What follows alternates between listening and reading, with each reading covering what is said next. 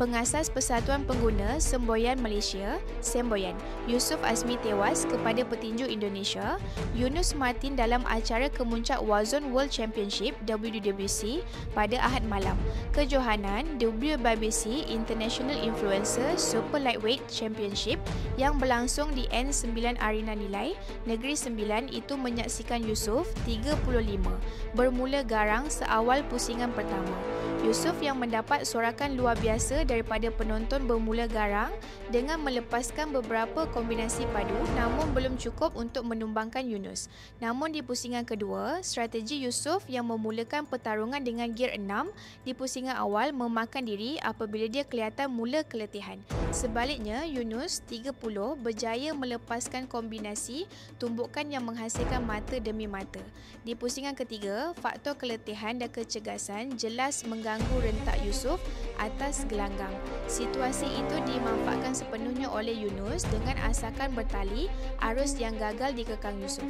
Ketika Yusof terhuyung hayang, pasukannya melemparkan tuala putih ke dalam gelanggang memaksa pengadil menamakan pertarungan yang berbaki 22 saat di pusingan ketiga.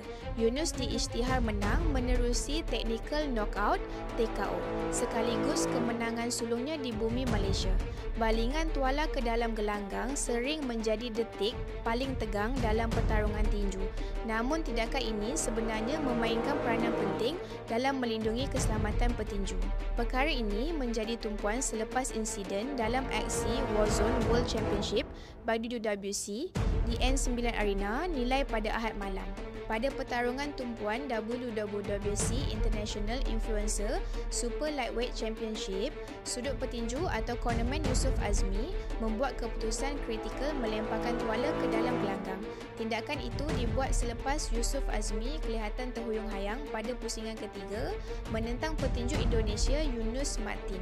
Dalam peraturan tinju moden, tuala atau kain yang dilontarkan oleh cornerman adalah isyarat rasmi bahawa pertarungan perlu dihentikan serta-merta kerana atlet tersebut tidak lagi berada dalam keadaan selamat untuk meneruskan aksi. Waktu paling sesuai untuk tuala dibaling ke dalam gelanggang ialah apabila jurulatih atau cornerman melihat atlet mereka hilang fokus, tidak dapat melihat dengan jelas serta tidak memberi maklum balas selepas diberi arahan. Setiap pejuang ada hari kemenangan dan ada hari jatuhnya. Hari ini mungkin bukan milik Yusof Azmi, tapi semangat, maruah dan keberanian beliau dalam gelanggang jauh lebih besar daripada satu keputusan. Kalah bukan titik noktah, ia cuma koma dalam perjalanan panjang seorang pahlawan. Yunus mungkin menang perlawanan, tetapi Yusof Azmi tetap menang di hati ramai yang menghormati keberanian, disiplin dan jiwa kental beliau. Pejuang sebenar bukan yang tak pernah rebah, tapi yang bangkit setiap kali dijatuhkan. Teruskan latihan, teruskan perjuangan, perang belum selesai. Yang akan datang dengan lebih kuat. Sekian, terima kasih.